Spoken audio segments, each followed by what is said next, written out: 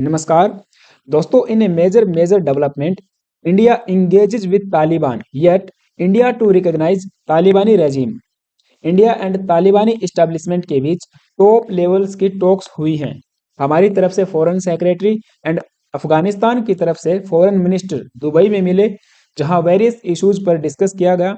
लेकिन ये डेवलपमेंट पाकिस्तान के लिए बिग ट्रबल क्रिएट करेगी, क्योंकि पाकिस्तान के एक तरफ इंडिया के साथ रिलेशंस खराब हैं, तो तालिबान के साथ में भी पाकिस्तान वार लाइक सिचुएशन में इंगेज है। सो ऐसे सिनेरियो में India's engagement with Taliban definitely makes a sense. यहाँ पे न्यूज भी आप देख पाओगे, in a first in 25 years India engages Taliban. हमने Chabahar port, humanitarian aid to Afghanistan, cricket and infrastructure projects पर डिस्कस किया। इंडिया के foreign secretary Vikram Misri and Afghanistan या तालिबान के acting foreign minister Amir Khan मुत्ताकी Dubai में मिले, and this was the first public acknowledged engagement between the two, despite the fact India to yet recognise the Taliban rule in Afghanistan. लेकिन इससे पहले भी 1992 या 1996 में जब तालिबान ने टेक ओवर किया था अफगानिस्तान पे, तो इंडिया ने इस रेजिम को एक रिकॉग्नाइज नहीं किया था। लेकिन उस समय जब Republic of Afghanistan Islamic Emirates of Afghanistan बना, तो Pakistan, Saudi Arabia and UAE ने इस तालिबानी रेजिम को रिकॉग्नाइज किया। लेकिन ये इस्टेब्लिशमेंट 2001 तक ही चली। 2001 में यूएस फोर्सेज ने पूरे अफगानिस्तान को कंट्रोल में ले लिया एंड वहां पे एक इलेक्टेड गवर्नमेंट को इस्टेब्लिश किया। And I think last time Ashraf Ghani वहां के प्रेसिडेंट थे। लेकिन ये भी शासन 2021 में समाप्त हो जाता है।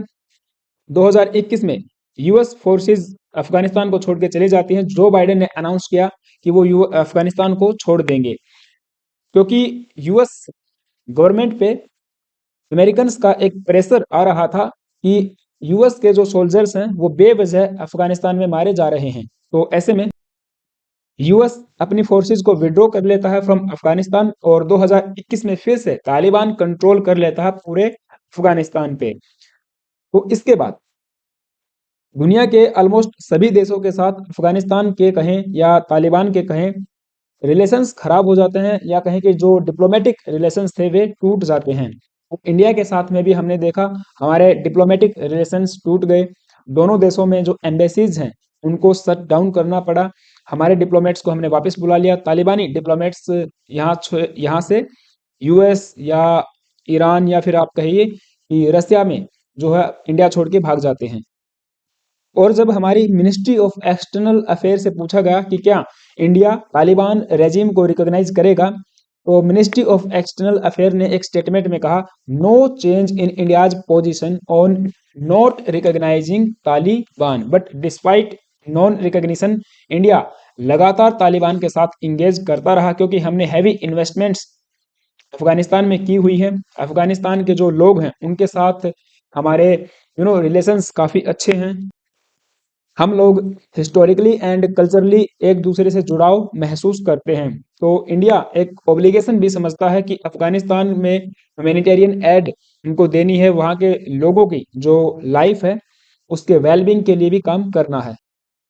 हमने मैट्रिक्स ऑफ 10,000 मैट्रिक्स ऑफ 10 गेहूं को अफगानिस्तान में सप्लाई किया, ताकि फूड क्राइसिस को कम किया जाए। इसके अलावा हेल्थ सेक्टर में भी काफ़ी इन्वेस्टमेंट किया, या कहें कि मदद अफगानिस्तान की कोविड-19 के दौरान वैक्सीन को सप्लाई किया, या दूसरे जो हेल्थ केयर इक्विपमेंट्स थे उनको भी हमने सप्लाई किया। और लगातार तालिबानी इस्टेब्लिशमेंट के साथ इंडिया इंगेज कर रहा है। अब रिसेंट हमने नवंबर महीने में 2024 में हमारी एक्सटर्नल अफेयर मिनिस्ट्री के joint secretary JP Singh Taliban के एक्टिंग डिफेंस मिनिस्टर से मुलाकात करके आए थे। और उसके रिसेंट ही बाद हमने देखा कि तालिबान और अफगानिस्तान वार लाइक सिचुएशन में इंगेज हो जाते हैं, क्योंकि पहले पाकिस्तान ने तालिबान के कुछ हिस्सों पे एयर स्ट्राइक्स किया एंड ड्रोन्स के माध्यम से वहां पे अटैक किया, तो जिसमें इनोसेंट पीपल वहां पे मारे गए। फिर इसके बाद तालिबानी फाइटर्स ने मार्च करना स्टार्ट कर दिया to take on Pakistan, and कई सारे हमले फिर पाकिस्तान पे रिटालिएशन में हमने देखने को मिले। और अभी भी सिचुएशन कुछ खास सुधरी नहीं है। बॉर्डर पर टेंशन्स एस्केलेटेड हैं। लेकिन जब इंडिया इंगेज करता है तालिबान के साथ, ह्यूमैनिटेरियन एड हम लोग देते हैं, तो तालिबान के मिनिस्टर्स कहते हैं कि इंडिया एक सिग्निफिकेंट रीजनल पार्टनर है अफगानिस्तान का। एंड अफगानिस्तान ने या कहें कि तालिबान ने इंडिया से एक रिक्वेस्ट भी की है कि अफगानिस्तानी जो स्टूडेंट्स हैं, जो पेशेंट्स हैं या बिजनेसमैन हैं, उनके लिए आप वीज़ा की जो सर्विसेज हैं उनको फिर से रिज्यूम कर दीजिए, यानी कि शुरू कर दीजिए, क्योंकि इंडिया ने अफगानी लोगों के लिए वीज़ा सर्विसेज को अभी के लिए होल्ड पे डाला हुआ है। और इसके लिए अफगानिस्तान के फॉरेन मिनिस्टर ने कहा है कि there is no threat to any nation from Afghanistan. Afghanistan safe है, वो किसी भी दूसरे नेशन को थ्रेट नहीं पहुंचाएगा। तो ऐसे इसीलिए इंडिया को भी जो वीजा सर्विसेज हैं उनको शुरू करना चाहिए। और अब देखिए, इंडिया एक आतंकवादी संगठन के साथ इंगेज क्यों कर रहा है, तो हम लोग टॉक्स में हैं। जी हाँ, तालिबान को यूएन या वेरियस इंस्टीट्यूशंस ने, वेरियस कंट्रीज ने एक टेररिस्ट ऑर्गेनाइजेशन डेजिग्नेट किया हुआ है। बावजूद उसके हम लोग तालिबान के साथ टॉक्स में हैं, क्योंकि तालिबान या फिर नॉट तालिबान, अफगानिस्तान इंडिया के लिए बहुत बहुत ज़्यादा सिग्निफिकेंट है।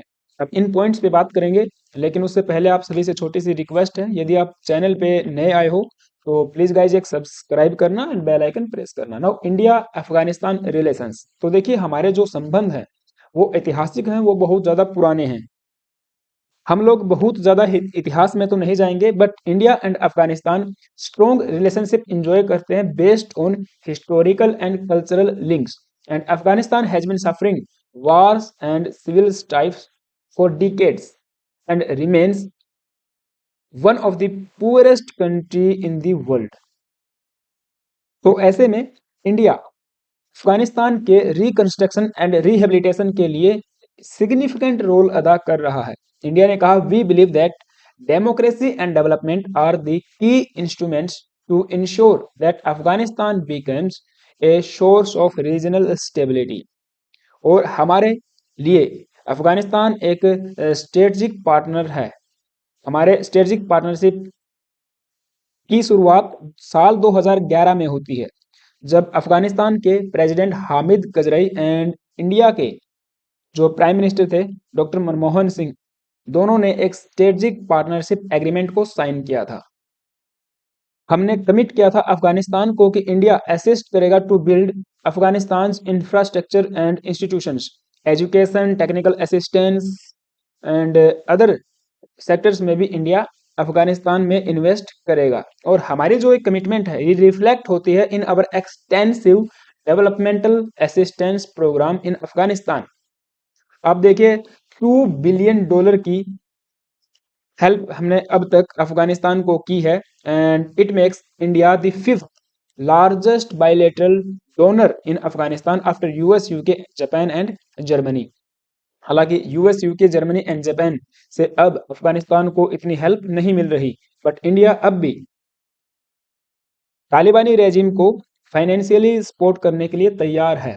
अब इंडिया के कुछ मेजर प्रोजेक्ट्स हैं अफगानिस्तान में जो ऑलमोस्ट पूरे तो हो चुके हैं, लेकिन स्मूथली रन नहीं कर पा रहे। जैसे सलमा डैम इंडिया ने बना था साल 2016 में, इसका इनॉग्रेशन किया गया था। एंड इस डैम को basically India Afghanistan friendship dam के नाम से भी जाना जाता है। और इसके इनॉग्रेशन के लिए हमारे प्राइम मिनिस्टर भी अफगानिस्तान में गए थे, और वहाँ के प्रेसिडेंट प्लस इंडिया के प्राइम मिनिस्टर ने इसका इनॉग्रेशन किया था। इसके अलावा जेरांज दिलाराम हाईवे, बेसिकली यदि हमें सेंट्रल एशिया या रसिया को एक्सेस करना है तो आपको पता है चाबहार पोर्ट जो कि ईरान में है, इंडिया ने डेवलप किया है, इंडिया ने काफ़ी इन्वेस्टमेंट वहाँ पे की है। तो चाबहार पोर्ट से ईरान होते हुए हम लोग अफगानिस्तान बॉर्डर पर पहुंचेंगे, और वहां से जेरांज दिलाराम हाईवे इंडिया ने बनाया है। हालांकि इसका कुछ पोर्शन अभी भी बनाना बाकी है, लेकिन ऑलमोस्ट काम इसका कंप्लीट हो चुका है। तो जेरांज दिलाराम हाईवे 218 किलोमीटर का हाईवे है, जो अफगानिस्तान के साथ ट्रेड करने में हमारे लिए एक इम्पोर्टेंट रहने वाला है। और इसके अलावा सहतूत डैम जो काबुल में है वो भी इंडिया ने बनाया है। पार्लियामेंट जो अफगानिस्तान के, जहां आज तालिबानी बैठे हैं, बंदूक I mean guns and weapons के साथ। तो ये $90 मिलियन लगाकर इंडिया ने इसको बिल्ड किया। इसके अलावा स्टोर पैलेस, जो कि अफगानिस्तान के प्रेसिडेंट के पैलेस के नाम से भी जाना जाता है, इसको 19th सेंचुरी में पहली बार बनाया था। फिर इसका हमने री रिकंस्ट्रक्शन किया और इसमें भी हैवी इन्वेस्टमेंट इंडिया ने की है। इसके अलावा तापी पाइपलाइन प्रोजेक्ट पे भी इंडिया काम करना चाहता है, जो अभी के लिए रुकी हुई है, क्योंकि तुर्कमेनिस्तान से गैस को सप्लाई करना है अफगानिस्तान, पाकिस्तान एंड इंडिया में। तो इसके लिए नेसेसरी है कि अफगानिस्तान तापी गैस पाइपलाइन को कंप्लीट होने दे और इसकी सिक्योरिटी को भी इंश्योर करे। लेकिन फिलहाल के लिए तापी गैस पाइपलाइन प्रोजेक्ट अटका हुआ है। नाउ अब इतनी इन्वेस्टमेंट इंडिया ने अफगानिस्तान में क्यों की? इसके पीछे की खास वजह है अफगानिस्तान की geo strategic and Jio political location. Afghanistan basically देखा जाए तो एक क्रॉस रोड पे टिका हुआ है या सिचुएटेड है of the middle east, central Asia and Indian subcontinent. तो इन तीनों रीजन को जोड़ने का अफगानिस्तान बेसिकली काम करता है। यदि इंडिया को सेंट्रल एशिया एक्सेस करना है तो हमें अफगानिस्तान होके जाना पड़ेगा, क्योंकि पाकिस्तान के अंदर से हम जा नहीं सकते और ना ही चाइना की तरफ से कोई भी ट्रेड रूट पॉसिबल है। सो अफगानिस्तान बेसिकली एक feasible ऑप्शन नजर आता है। And Afghanistan also a transit and transport hub since the ancient silk route.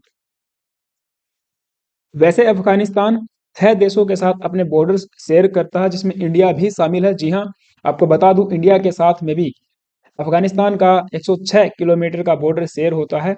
आप देखिए जो पाक ऑक्युपाइड कश्मीर है, गिलगित बाल्टिस्तान, वहां का जो एरिया है आप देखोगे तो ये वाला जो रीजन है, आई थिंक 106 किलोमीटर का ये हमारी सीमा रेखा है जो अफगानिस्तान के साथ शेयर होती है।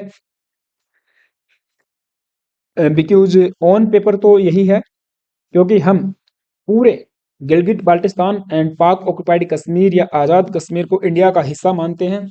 हालांकि ग्राउंड रियलिटी ये रहने वाली है कि ये अभी के लिए पाकिस्तान के कब्जे में है।